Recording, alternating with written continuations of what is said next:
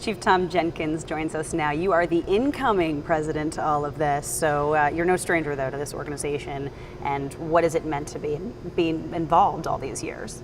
Well, the IAFC it's a phenomenal clearinghouse for leaders in our business, and I think that while I ran for office to serve and to try to give back to an association that really helped me early on in my career, it still is just a phenomenal place for networking and for meeting people and for making a difference. And while it's the beginning of the presidential term this Saturday, it's still a little bittersweet because I realize that it'll go by in the blink of an eye. So I'm excited to be here, and I hope we do some good things over the coming year. Any specific ideas as far as what you're hoping to accomplish? Well, we've really had an internal focus for the most part the last couple of years. We've had to look at our own governance and the way in which our federation model, our divisions and sections is organized, and that was a very worthwhile conversation.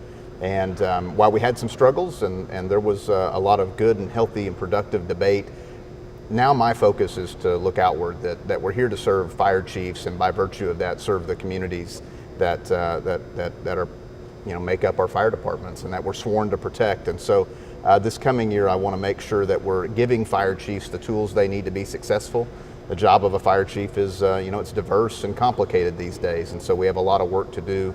And that can vary both with educational components of our conference all the way up to making sure that terrorism and homeland security, domestic preparedness stay at the forefront of our minds. I've heard a lot about terrorism lately when it comes to involving fire service. What would you say when you look at the current state of the industry, I guess, if you will, is the biggest concern to you? Well, terrorism and homeland security, as a former member of that committee within the IAFC, is something that is always on my mind. And while I'm thankful that the events of 9/11 that kind of galvanized the fire service to be prepared for that sort of thing are 16 years old, that's also a bit of a hindrance to us, that we get apathetic towards those low frequency, high risk events. And we need to make sure that we're doing everything we can to make sure that we battle apathy with fire service leaders, because it's not just a big city thing. It's not just a coastal thing. It's a problem because of homegrown violent extremists that can really manifest anywhere.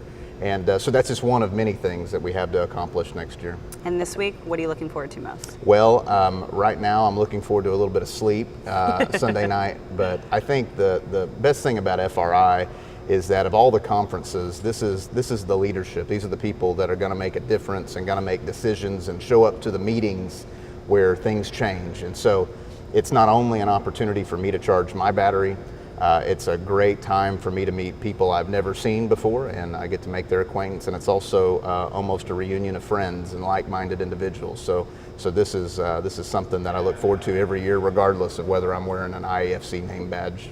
And you are wearing seersucker also in honor, so that's yes, good. we're having to celebrate our longest-serving board member, Luther Fincher. So we're sad and delighted that he's leaving in his hometown. So it's great. Chief Jenkins, thank you. It was a pleasure. Thank you.